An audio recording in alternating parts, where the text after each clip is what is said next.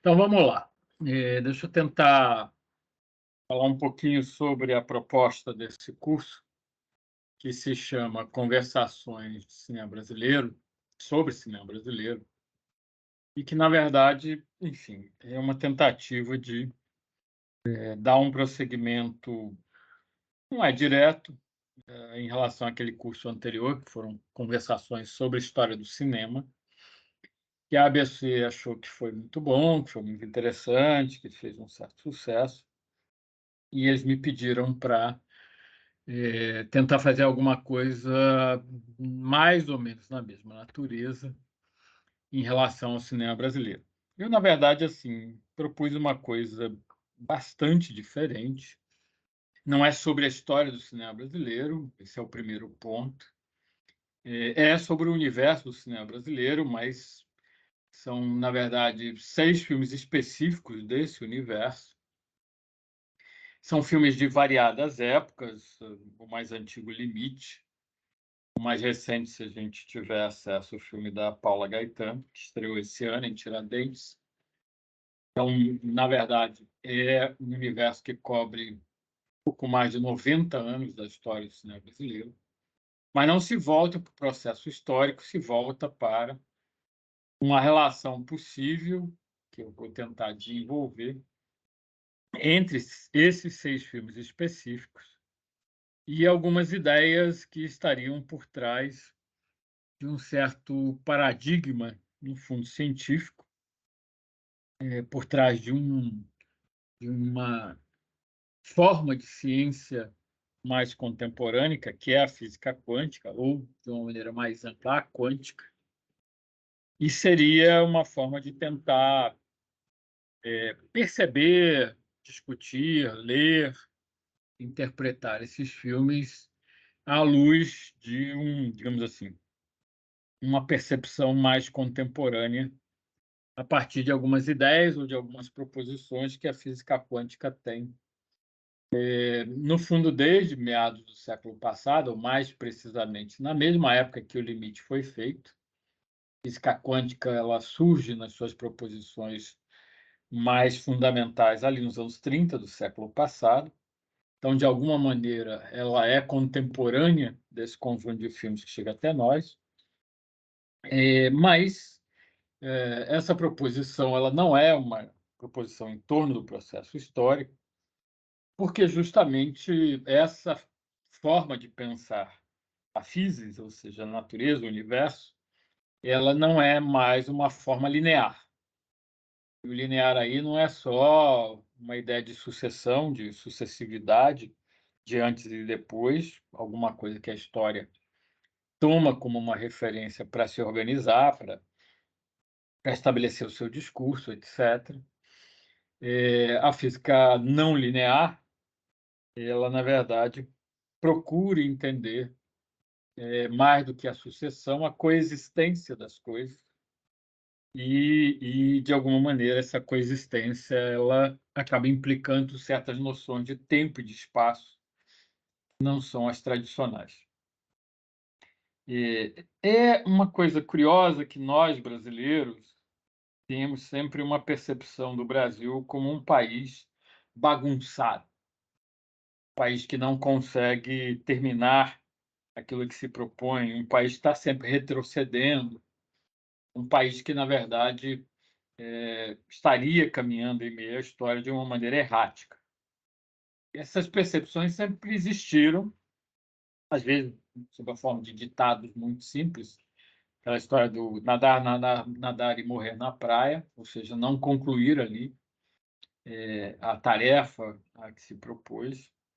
Às vezes, sob a forma do tumultuoso cenário político brasileiro, que ficou ainda mais tumultuoso nos últimos 4 anos do governo Bolsonaro, e que é visto, de uma maneira geral, como um grande retrocesso em quase todos os campos de atuação aí social, e que teria jogado por terra uma série de conquistas que o Brasil desenvolveu, sobretudo ali nas primeiras 2 décadas do século XXI.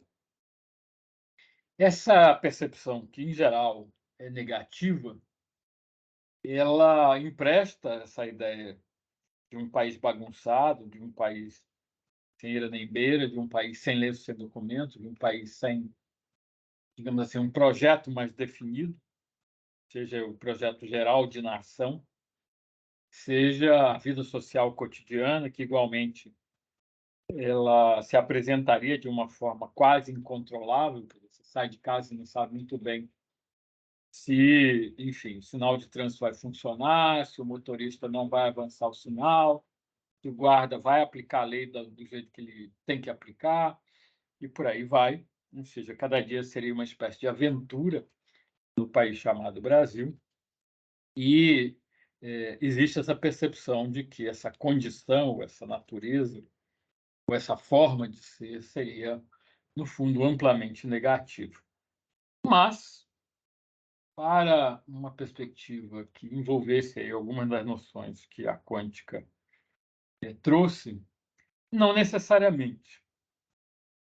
E aí é muito interessante perceber que a contribuição brasileira para, digamos assim, o desenvolvimento científico, para a criação de uma série de elementos que fazem parte do cotidiano, e não só brasileiro, mas mundial, para, digamos, a invenção propriamente dita, ela não é, ao contrário do que se pensa, algo incomum entre nós, e não é, ao contrário do que se pensa, algo esporádico ou casual. O Brasil é um país que produz muitas inovações ao longo da sua história, e algumas inovações são bastante, digamos assim, importantes, meritórias, digamos que se espalham pelo mundo inteiro, e isso indica, por outro lado, que no país bagunçado você consegue pensar e realizar, às vezes de uma forma muito complexa e inovadora, nos campos mais variados. E só para citar alguns exemplos de invenções brasileiras, por exemplo, a cor branca é uma invenção brasileira. Ao contrário do que se imagina, o branco não existia até uns 40 anos atrás, uns 40, 50 anos atrás, é a invenção de um cientista da Unicamp. Então, o branco, que eventualmente se compra tinta na loja de construção, de material de construção, de som de branco neve, não existia. O branco era uma outra tonalidade muito mais próxima do areia, do gelo, até os anos 60, do que com essa característica de ser um branco com uma textura alva, né? Branco, um branco de uma densidade de branco quase absurda. Ou, por exemplo, o iPhone, particularmente a câmera do iPhone, que é uma invenção brasileira, como sabem disso. Então, se o iPhone é o celular, o smartphone mais complexo, mais desenvolvido, mais cheio de opções de uso, isso se deve, em grande parte, à engenharia brasileira. É um engenheiro de São Paulo que criou, por exemplo, a câmera do iPhone, entre outras, digamos assim, criações que indicam que, digamos assim, o Brasil é capaz de desenvolver, digamos assim, elementos de uso cotidiano bastante sofisticados, é capaz de resolver problemas bastante complexos, é capaz de propor inovações, às vezes muito radicais, nos mais variados campos, é capaz até mesmo de implementar práticas que a gente pensa que são criadas, sobretudo na Europa e nos Estados Unidos, e que nada tem a ver com esses dois continentes, como, por exemplo, a datiloscopia, que é uma invenção, na verdade, argentina, né? Essa coisa da impressão digital, de tomar a impressão digital para carteira de identidade ou para algumas outras coisas, o que gerou mais contemporaneamente a biometria. Então, isso é invenção argentina, mas que foi, digamos assim, difundida e tornada oficial pelo Brasil.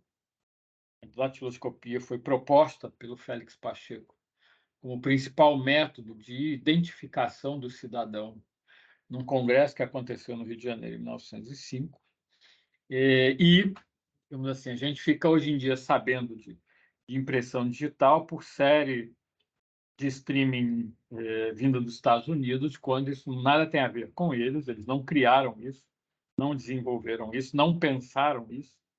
Isso, na verdade, foi pensado numa outra região do mundo e, digamos assim, o entusiasmo e, na verdade, a consciência da escolha de um método de identificação como esse veio, por exemplo, do país chamado Brasil. Então, nesse sentido, de alguma maneira, o Brasil é um país que, de um lado, parece nunca dar certo, e boa parte do seu cinema parece reafirmar essa impressão, essa percepção, ou essa imagem, ou essa ideia. E, por outro lado, ele dá provas contínuas de que ele é capaz de alguma maneira, desenvolver algumas das coisas mais complexas que existem aí no mundo nos últimos, sei lá, 200 anos. Alguém poderia dizer que é casual. Foi uma pessoa que inventou, é uma invenção isolada, etc, etc, etc. Mas, dado o volume de invenções e dado o impacto de muitas dessas invenções na vida cotidiana mundial, eu diria que não é tão casual assim, não é tão isolado assim.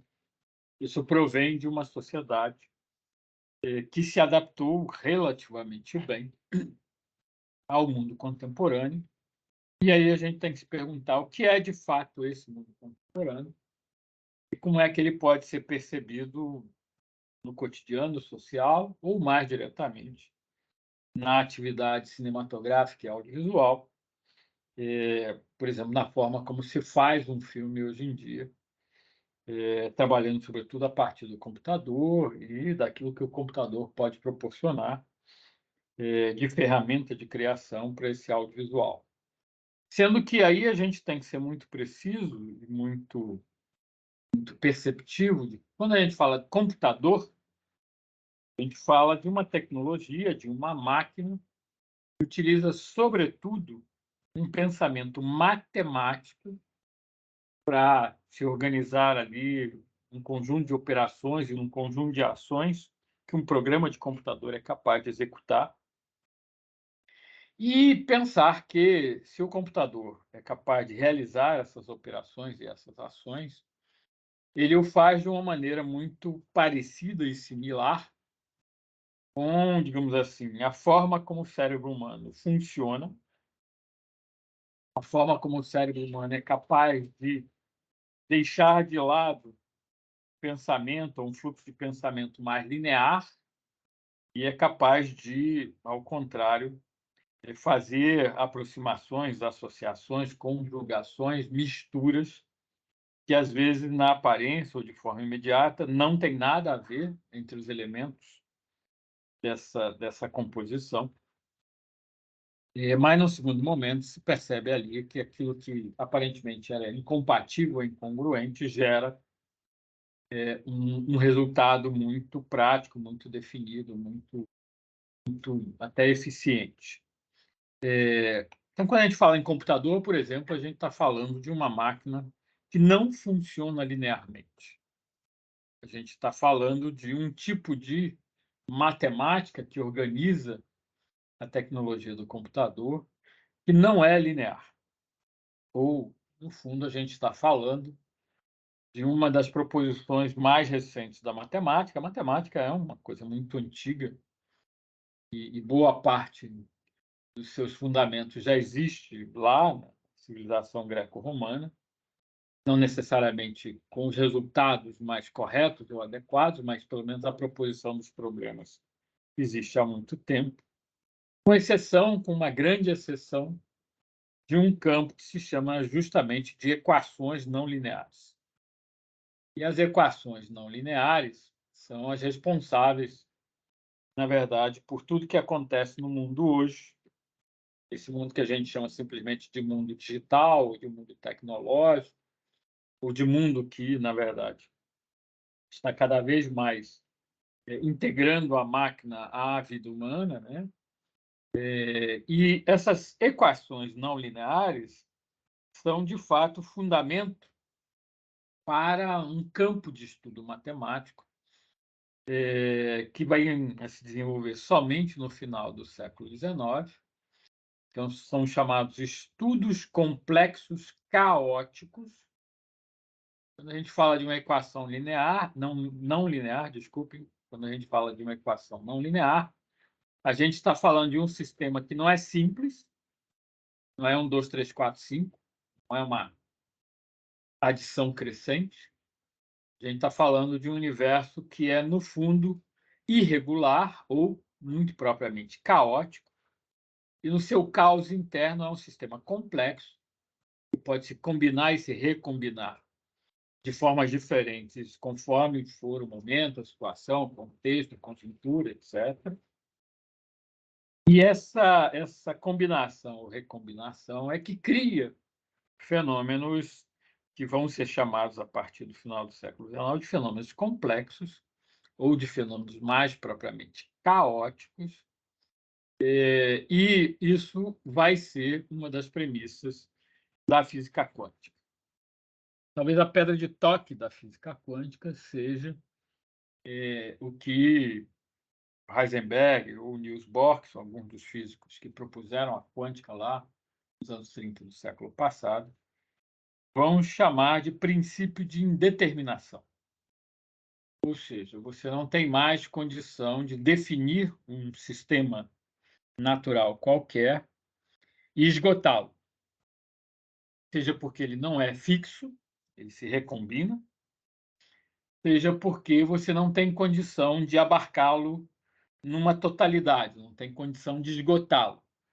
Ele acaba assumindo aí um caráter não infinito, mas um caráter entrópico, ou seja, ele tem uma tal quantidade de elementos em seu interior, que compõem esse sistema, que é impossível conhecer as fronteiras dele, conhecer todas as operações dele, conhecer ele de uma forma cabal. É nesse sentido que, se a física quântica ela nasce muitas polêmicas, sobretudo em relação à física relativa, né, a física einsteiniana, e ela só consegue chegar numa proposição mais propriamente direta de que o mundo é esse caos, esse grau de entropia extremamente elevado, que ninguém consegue dar conta. Ela só consegue chegar, né, numa percepção, numa proposição dessa natureza nos anos 70 do século passado.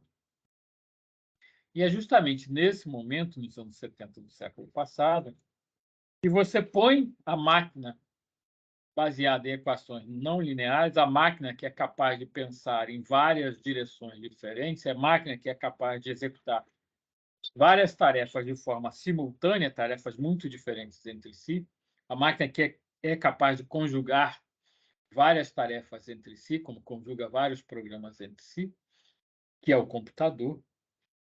Essa teoria do caos ela se forma e se fixa, ela é finalmente reconhecida como uma teoria científica, no mesmo momento em que você tem o elemento que vai transformar a vida humana e a história humana recentes, que é o computador, se colocando de fato como alguma coisa concreta, viável, crescentemente presente nessa vida cotidiana, e que, digamos assim, altera radicalmente a nossa percepção de espaço-tempo.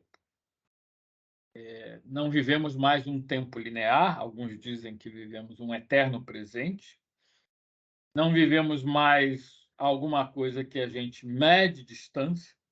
Vou ligar para alguém, só posso conversar com essa pessoa, em vez de vou abrir um grupo de WhatsApp e conversar com 50, 100, 500 pessoas ao mesmo tempo, que eventualmente eu nem sei onde estão, mas eu eventualmente posso ativar um dispositivo de geolocalização e definir onde estão essas 500 pessoas. Enfim, nesse momento você muda radicalmente o paradigma de compreensão de como as coisas funcionam, de como as coisas se apresentam, de como as coisas podem ser compreendidas, percebidas a partir dali dos anos 70, sobretudo de um ponto de vista simbólico. O computador muda tudo. E, nesse sentido, ele não muda tudo só para o tempo presente. Ele muda a nossa própria compreensão dos momentos anteriores daquilo que a gente chama de passado. E o passado ele não é mais alguma coisa que já se encerrou. O passado ele passa, de fato, a conviver no tempo presente, porque ele é, sobretudo, memória, se a gente quiser uma dimensão estritamente humana. Lembramos de acontecimentos que já vivemos no momento presente, mas ele é também informação sobre esse passado, quer seja uma informação construída, entre aspas, cientificamente, como informação histórica, da ciência da história, quer como uma reapresentação do passado sob a forma de patrimônio, sítio histórico, sítio arqueológico, museu, etc. E você tem, de fato, a proposição de uma convivência do seu tempo presente imediato com outros tempos que também estão presentes dentro do seu presente. Daí a brincadeira lá do poeta Thomas Eliot, né? Time past and time present are both perhaps present in time present. Né? Então, de alguma maneira, de fato, esse presente estendido, ele existe como uma vivência, como uma percepção, como uma compreensão aqui no nosso momento histórico, e isso é possível porque você mudou esse paradigma. O curso anterior, aquele que se chamou Conversações sobre a História do Cinema, ele já indicava como a história do cinema, de alguma maneira, ela, em sua construção interna, na estrutura narrativa dos filmes, na estética dos filmes, na questão conceitual dos filmes, etc., na própria teoria do cinema, aquilo tudo já se assentava na escolha de um ou outro paradigma científico, de um ou outro paradigma natural, de uma ou outra percepção de como as coisas são, como o mundo é. Tá? O que estrutura o nosso pensamento, mas mais do que o pensamento, nossa percepção do mundo à nossa volta, é uma determinada crença de como o mundo é, como o mundo funciona, como o mundo existe materialmente, como o mundo, de alguma maneira, muda ou não muda. Então, isso que eu chamei de paradigma, e que a ciência vai chamar de princípio, se estruturou aí dentro da chamada ciência moderna, da história da ciência moderna. Lá eu tinha indicado que o paradigma primeiro da ciência moderna é o paradigma newtoniano, é o paradigma da causa e do efeito, é o paradigma linear.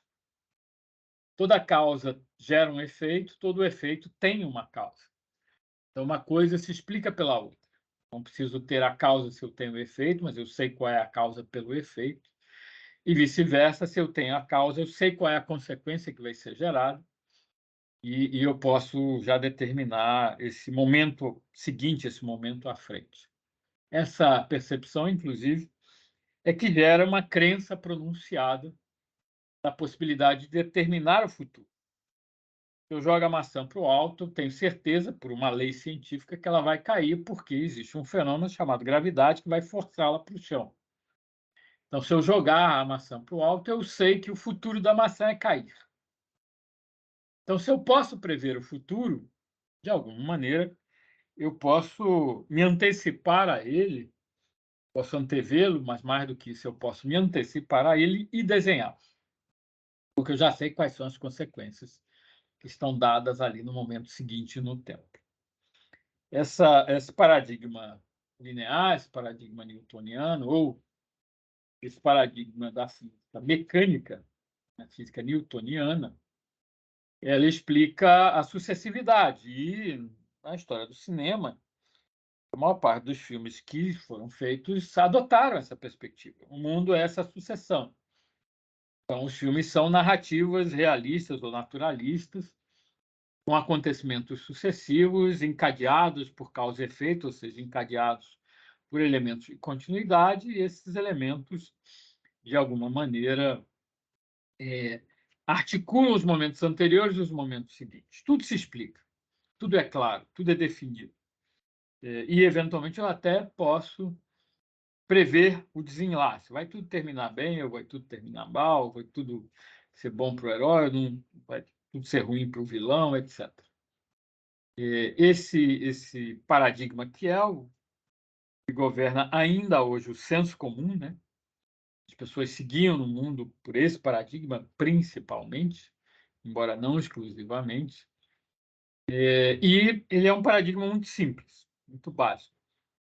Ele não está excluído, mas ele não dá conta da complexidade, nem do mundo, nem da física, e muito menos de uma arte específica como o cinema. O outro paradigma que eu mencionei naquele momento foi o paradigma da relatividade, né? Que se traduz na questão do ponto de vista, e, na verdade, a compreensão de um determinado fenômeno não é tão simples assim. Ela vai variar, ela vai depender da posição do sujeito no espaço em relação ao acontecimento, e como essas posições variam, e pode ter mais de um observador do acontecimento, os relatos não vão coincidir totalmente, às vezes não coincidem em grande medida. Parece que as pessoas viram coisas diferentes, embora estivessem no mesmo lugar, vendo a mesma coisa. E isso já dá uma certa medida de complexidade dos fenômenos naturais. A partir daí, a gente passou para o princípio de indeterminação, e o princípio de indeterminação na física quântica mais antiga, ele tem a ver com a percepção de que eu não consigo enxergar os limites nem da natureza, nem do conhecimento sobre a natureza. Então, essa incapacidade de conhecer cabalmente, ela, sobretudo, desestrutura a verdade, a ideia de verdade, o conceito de verdade, desestrutura a própria ciência como produtora de verdades absolutas sobre o mundo, e isso põe em xeque, digamos assim, a ideia de que alguém possa chegar e dizer isto é o correto, ou isto é o verdadeiro, ou isto é o adequado. As coisas passam a ser extremamente relativas aí, sem uma conexão com a teoria da relatividade, passam a ser flutuantes, no sentido de que eu não esgoto mais nada. Tudo pode ser retomado, tudo pode ser aprofundado, tudo pode ser levado adiante, mas eu não vou conseguir chegar a um conhecimento absoluto. Nesse sentido, o conhecimento se torna francamente provisório. Se a física quântica mais antiga chega nessa ideia do provisório, uma física quântica mais contemporânea, mais próxima de nós, vai avançar e vai entender que, na verdade, essa não linearidade, essa caoticidade, essa entropia, ela não significa que exista um caminho mais correto, outro caminho menos correto, um caminho que é mais cognoscível, outro que é menos. Significa que tem muitos caminhos ao mesmo tempo, que todos eles se sobrepõem, e que eventualmente você tem acesso a uma porção de um caminho junto à porção de outro caminho, e isso, até certo ponto, soa, sobretudo no cotidiano, como algo que a gente não compreende, não vai compreender, e eventualmente a gente colocar isso numa dimensão mais, vamos chamar de religiosa ou espiritual. É justamente essa entropia excessiva que vai caracterizar a contemporaneidade do ponto de vista científico. É esse excesso de informação que o computador, sobretudo, proporciona, que a internet proporciona, que o celular proporciona, que vai demarcar o mundo contemporâneo. E é esse caos propriamente dito, em que você abre mão, abandona toda e qualquer ilusão de poder controlar tudo isso, conhecer tudo isso, usar tudo isso, que faz com que, de um lado, você desapareça com a dimensão ou fronteira do futuro. Eu não vou dominar tudo, por que eu tenho que pensar que o futuro lá na frente vai ser diferente desse daqui? A rigor, não será. E abandono também a ideia do passado como uma causa, algo que determina esse presente e talvez o futuro à frente. Não, esse passado ele sobrevive como mera informação que pode variar, ou seja, a informação pode ter N pontos de vista em sua compreensão, que pode se recombinar de várias formas aí, e uma arte da citação, do reuso, do sampler, etc., se torna o eixo da arte contemporânea. Não por acaso hoje se faz mais filmes com material de arquivo do que filmes capturados diretamente ali no mundo real, com os atores, etc., etc., etc. E, nesse sentido, se o passado já não é mais algo enquanto tal, será que nós podemos, de um lado, a partir de um país que é e sempre foi caótico, e nesse sentido o Brasil ele tem uma adaptabilidade, digamos assim, a essas mudanças de paradigmas, de centros de poder, de lógicas sociais e culturais mais significativo do que se imagina. E se o Brasil sempre foi caótico, mostra caótico nesse momento, será que essa experiência de uma vida complexa, no sentido de que, enfim, os sentidos são sempre parciais, são sempre conjugados de uma forma, às vezes, quase aleatória ou, na verdade, randômica, produzindo resultados, às vezes, extremamente inusitados. Nós temos essa expressão, né? Samba do crioulo doido, tá? Como se algo não fizesse sentido, não fosse fazer sentido, jamais tivesse sentido.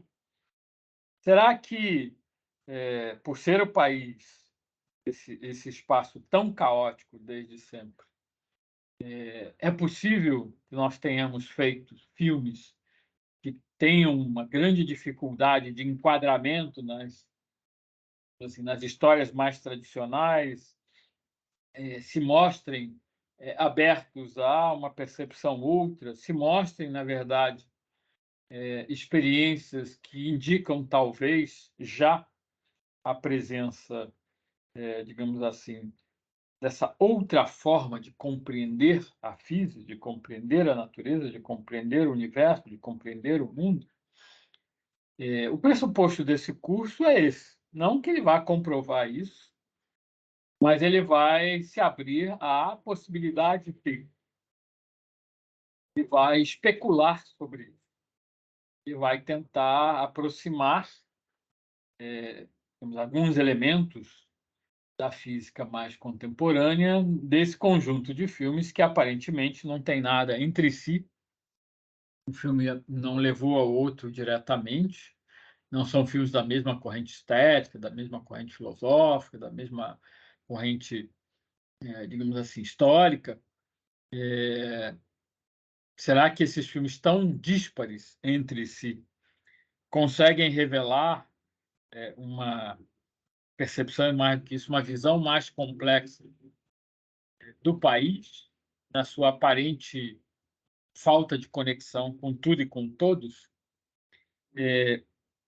Essa especulação, ela inclusive vem de uma relação direta do primeiro filme, do Limite, do Mário Peixoto, com um grupo de pessoas, mas mais particularmente com uma pessoa específica, que é o Plínio Susequim de Rocha, que é físico, que foi professor de física, que teve contato com físicos que trabalhavam nessa dimensão quântica, que fez contribuições nesse sentido e que, sobretudo, foi uma pessoa que, de um lado, se preocupou dentro do campo da física em reunir elementos que, de alguma maneira, dessem conta da questão do tempo.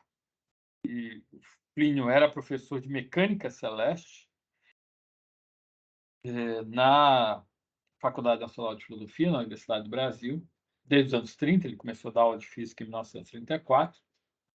E, por outro lado, ele sempre viu no limite do Mário Peixoto alguma coisa que o levava a defender profundamente o filme, e ele gostava não só do limite, ele gostava de cinema de uma maneira geral, que, de uma maneira muito trivial, pode ser vista como uma arte do tempo, como uma arte no tempo, mas, particularmente, o limite parecia ter, aos olhos do Plínio e de outros físicos, colegas dele, para quem ele apresentou o filme era exibido regularmente dentro da Faculdade Nacional de Filosofia, ali entre 1946 e 1959, e todos os alunos de física do Plínio viam o filme.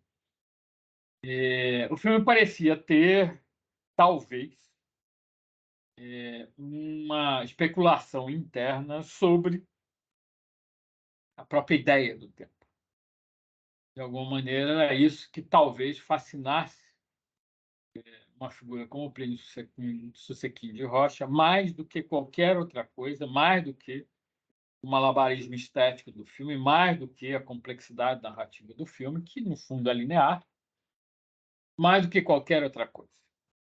E, nesse sentido, é um filme que, na verdade, esconde sua estrutura linear, mas que, no fundo, é isso mesmo, é um filme linear, é um filme que conta 3 historinhas que você pode armar ali na ordem correta, se quiser.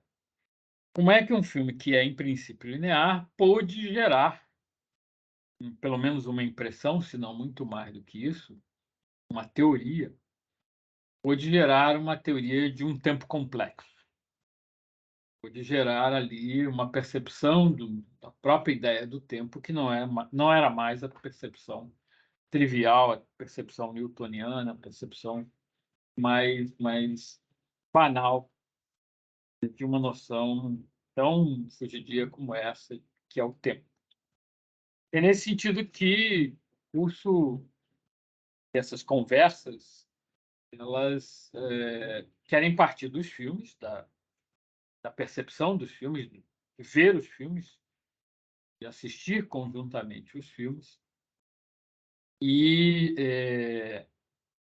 na semana seguinte, discuti-los sobre, ou sob, uma ótica nova, lançando sobre eles algumas questões que não são as óbvias, não são as do próprio cinema, do próprio cinema brasileiro, que são noções que vêm de outros campos, particularmente do campo da física, do campo da ciência, e tentar entender como é que esses filmes respondem a isso e respondem também ao Brasil.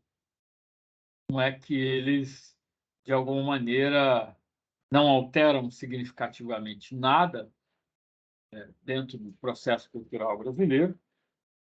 O cinema sempre foi um zero à esquerda no Brasil, mas, ao mesmo tempo, tem um diálogo com essa aparente imobilidade, que é um diálogo, às vezes, muito mais sofisticado e muito mais complexo do que se imagina, se a gente parte de outros pressupostos, e não, por exemplo, de uma abordagem comparativa entre o que se fazia em cinema no Brasil, o que se fazia em cinema na Europa, o que se fazia em cinema nos Estados Unidos, que, em geral, é a base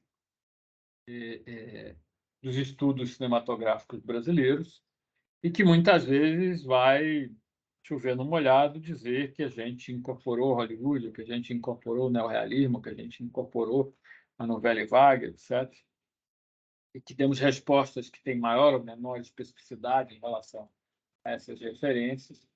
E aí você tem aí uma linha do tempo bem trivial e bem óbvia em relação a como perceber esse cinema. Não, a proposição aqui é muito diferente. A gente não se preocupar com isso e tentar ver o filme de uma outra maneira, a partir de um outro pressuposto. Mais do que ver o filme a partir de uma outra maneira, de um outro pressuposto, é, sobretudo, pensar o filme, depois que ele foi visto, de uma maneira, se não inteiramente nova, bastante diferente, e ver o que isso rende. Pode não render nada.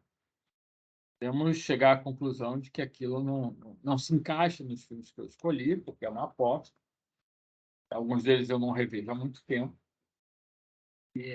Ou, eventualmente, pode sim trazer algumas questões que a gente utilize aí para pensar eventualmente, o Brasil, ou se nem tanto o Brasil, pensar algumas questões do nosso cotidiano a partir dos filmes. Existe aí, digamos assim, uma certa ambição de transformar os filmes em mini-teorias para que a gente possa, de alguma maneira, explorá-los aí em relação a tudo que está em volta. Quer dizer, os filmes não como projetos artísticos enquanto tais, mas os filmes como uma grande experiência, um grande laboratório que, de alguma maneira, simplesmente aceita os elementos caóticos que, de alguma maneira, formam, atravessam o Brasil e lida com isso de uma maneira, digamos assim, inesperada. Não tenta explicar, não tenta domar, não tenta subjugar, simplesmente se abre a esse caos e aí, de alguma maneira, vê no que dá, vê quais são as consequências que a partir daí. Enfim, a ideia do curso é essa, e na verdade nem é um curso, ele não vai ensinar nada. A ideia dos encontros é essa, é um convite à especulação, é um convite à conversa, é um convite a, no mínimo, fabular os próprios filmes a partir de outros pressupostos, e, nesse sentido, ver e essa ideia do Brasil como um caos, ela, de alguma maneira, tem um lado positivo, em vez de só, eventualmente, a gente perceber isso de uma forma negativa. A ideia é essa. Não sei se vocês têm. Eu vejo aqui a Zaida e vejo a Fernanda. Se vocês têm alguma expectativa em relação a isso, ou se vocês estavam pensando que era alguma outra coisa. E aí eu queria um pouco ouvir vocês em relação a como é que vocês, de alguma maneira, acham que se encaixam aí dentro dessa proposição geral. Oi, Hernani, Oi, Zaida. como sempre, é um show.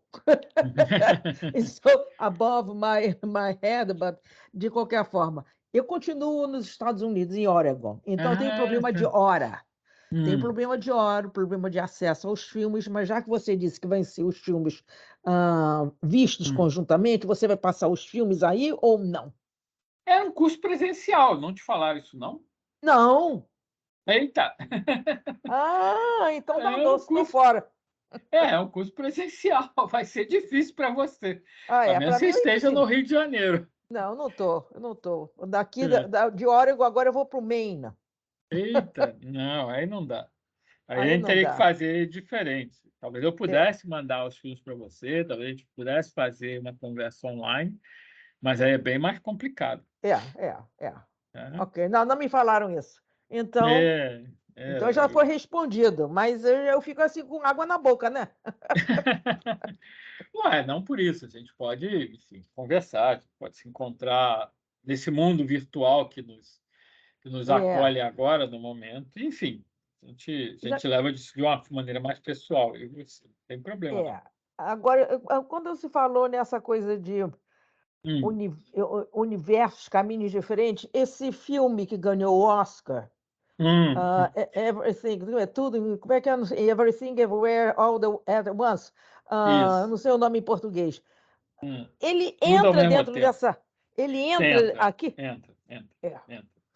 mas Ele, digamos assim, toma como premissa narrativa o fato de que você pode sair de um plano existencial, um plano material, um plano físico X, e habitar o plano Y, Z, B, G, J, e tudo ao mesmo tempo. Ou seja, existe uma simultaneidade em todos esses planos, que é o que a física quântica uhum, propõe, no final das contas. Essas dimensões que a gente chama de paralelas, mas que não são paralelas, elas são sobrepostas umas às outras.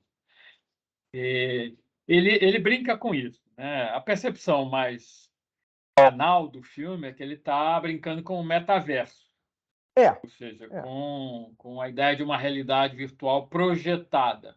A física quântica não fala isso e nem o filme. Eu acho que isso é uma percepção equivocada em relação ao filme, porque o filme não é uma projeção de nada, é uma convivência de tudo. Inclusive está no título, tudo em todo lugar ao mesmo tempo, É. agora, de uma só vez. Eu acho que aí as pessoas não perceberam as sutilezas que começam em letras garrafais no título e indicam que, na verdade, assim, não é uma realidade virtual, não é um metaverso, não é um prolongamento de nada. O filme não é um metaverso, o filme é, de fato, uma brincadeira quântica, muito divertida, muito engraçada, né? Você Mas gostou? eu gosto do filme, eu acho o filme divertido. É um Eu filme muito acho. simples, né? Uma historinha da família que vai se separar e não se É, separa.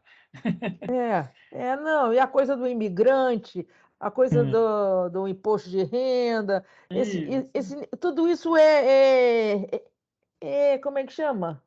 Banal. É do dia a dia, né? É, banal. Mas, mas eu realmente não gostei do filme.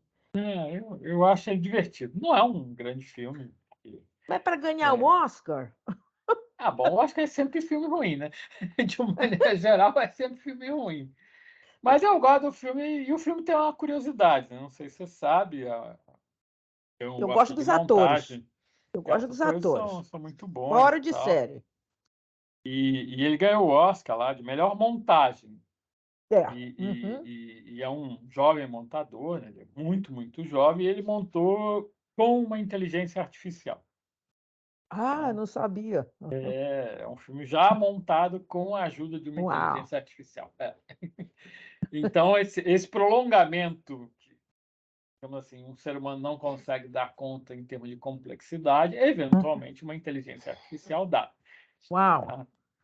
O filme já é uma experiência nesse sentido. Tá? Mas, enfim, eu diria que alguns pressupostos da quântica estão se popularizando, ou que Hollywood começou a se interessar por isso. Aham.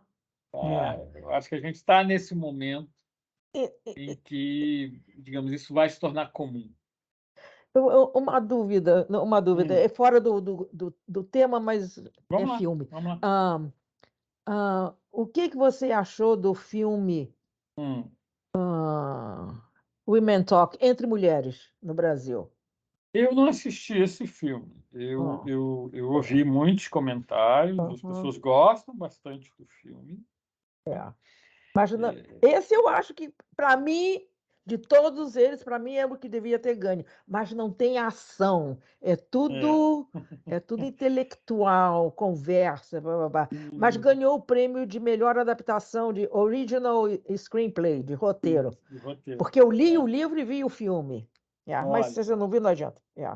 Essa Completamente. percepção que você teve, eu ouvi várias vezes aqui no Brasil, de que era o filme que deveria ganhar o Oscar de melhor filme, que era o melhor filme, etc. Uhum, Só que é um filme que eu não assisti. Tá? uhum. De uma maneira geral, assim, se levar em conta lá a cerimônia, lá, o espetáculo do Oscar, ele é um espetáculo popular, e ele tende a consagrar o tipo de filme mais É, popular, não o melhor.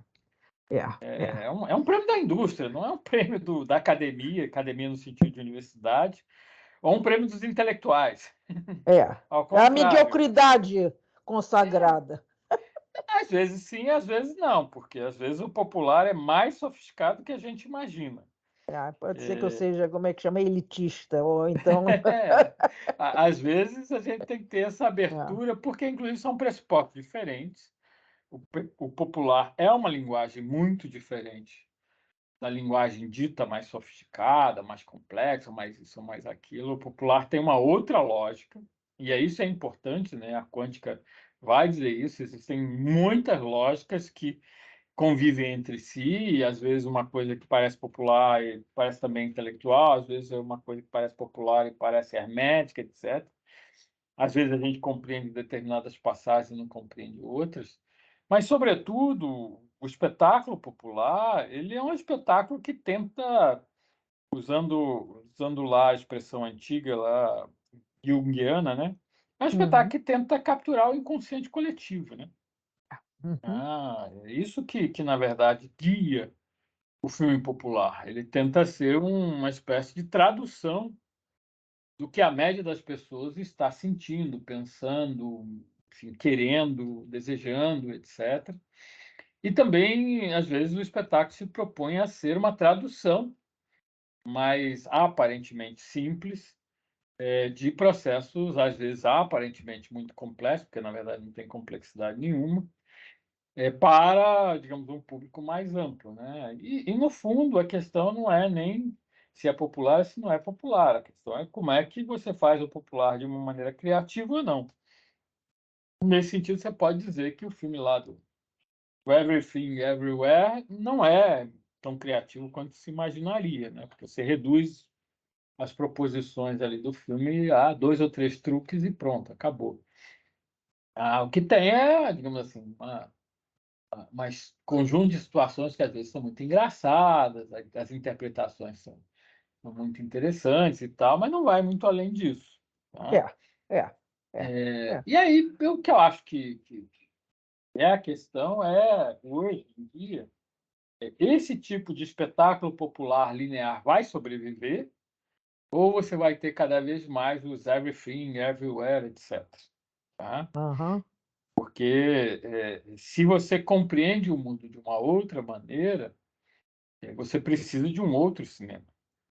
Então, por exemplo, quando a tecnologia do telefone habilitou duas pessoas que estão em espaços muito distantes entre si, às vezes elas podiam estar, uma na Austrália, outra no Chile, a falar juntas. Uma está num dia, outra está no dia seguinte, mas elas falam juntas ao mesmo tempo agora. Então a tecnologia do telefone criou Uhum. uma percepção do estar no mundo que não existia ali no século XIX. E essa alternância, eu falo daqui, o sujeito escuta de lá, ele fala de lá, eu escuto daqui, essa alternância foi para dentro do cinema sob a forma da montagem alternada, grift, né? Uhum. Tá? E aí a gente tem que se perguntar, quando surgiu o computador, ele provocou que tipo de construção cinematográfica? Que tipo de proposição de cinema? Se a gente for lá pegar os irmãos Coen, eles brincam com a teoria do caos, né? Sempre brincaram com a teoria do caos. Tem um filme que eles escreveram, o roteiro, que é o Crime Wave, dirigido pelo Sam Raimi. O plano inicial do filme é uma tempestade lá, uma espécie de tufão, uma ventania monumental. E aí ela varre ali a rua, que está cheia de lixo, e de repente um jornal sai voando e dá com a cara na câmera, né? na tela. E o que está escrito como manchete do jornal? Caos. Eles escreveram esse filme em 1985.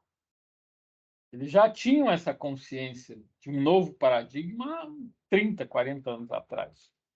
Eu acho que aí é que está, por exemplo, essa percepção de que a gente está vivendo eventualmente algo novo e que o espetáculo popular ele precisa lidar com esse novo, com essa novidade, né?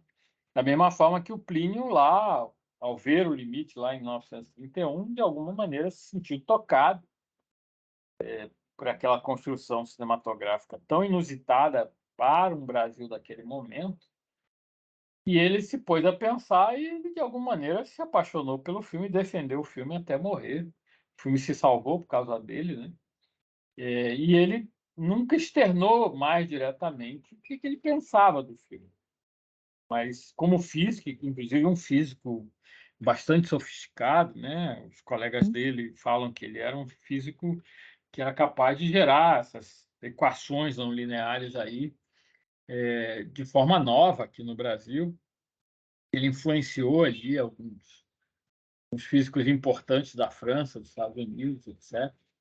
E para o Plínio era um filme que tinha talvez o segredo dessa compreensão aí de uma nova percepção, sobretudo da ideia do tempo, né?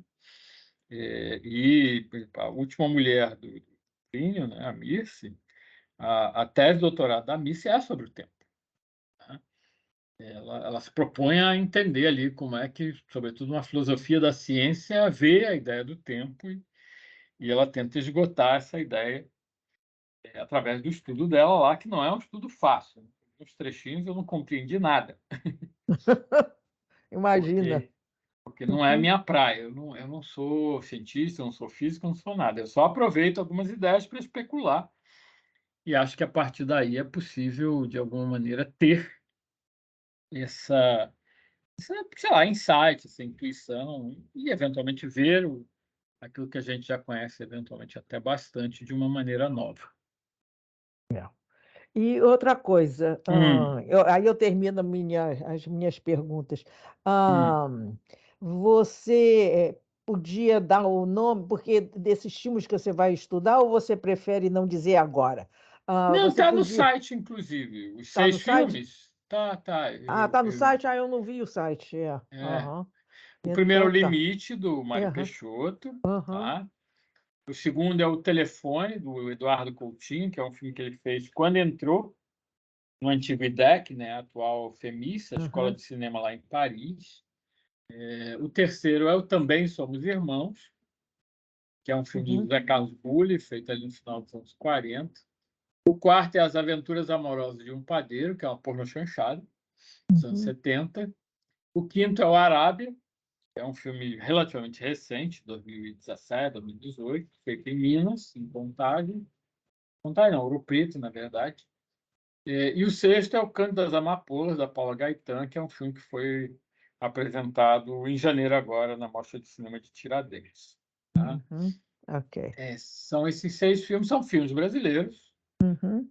de variadas épocas, e a tentativa é, de alguma maneira, entender como é que eles, à luz desses novos paradigmas, podem suscitar aí algum tipo de reflexão. E 2 deles, na verdade, nem foram feitos literalmente no país chamado Brasil. O Telefone é feito em Paris Uhum. e o Canto das Amapolas é feito em Berlim. Tá? Em Mas são Berlim? em Berlim, ele foi filmado em Berlim. Mas são filmes que, de alguma maneira, partem de uma percepção, uma produção, etc., brasileira. Tá? Yeah. Eu Então, vou ver. suas. Oi, diga. Não, não, eu vou ver se eu consigo aí alguma coisa para ver e Se você não pensar isso. conseguir, me Yeah. fala que eu te mando e aí a gente vai Aham. conversando de uma ou outra maneira. Tá bom? Ok, tá ótimo. Então tá. Então tá. É sempre um prazer. Ah, É igualmente. uma pena, é uma pena. Eu Você tô tem com que vir ao Brasil de vez em quando. eu acho que agora só ano que vem. A Ah, bom. situação, eu vim para É, cá para ficar para morrer aqui na cidade, vou ter de sair daqui. Tá meio é, confusa a minha vida. Depois que eu saí do Brasil, a confusão e eu tô começando a sair do hum. caos interno. Vamos em Ah, que frente. bom. Vamos em frente. Então tá. Um Fernanda beijinho. quer. Beijinho. Quer comentar alguma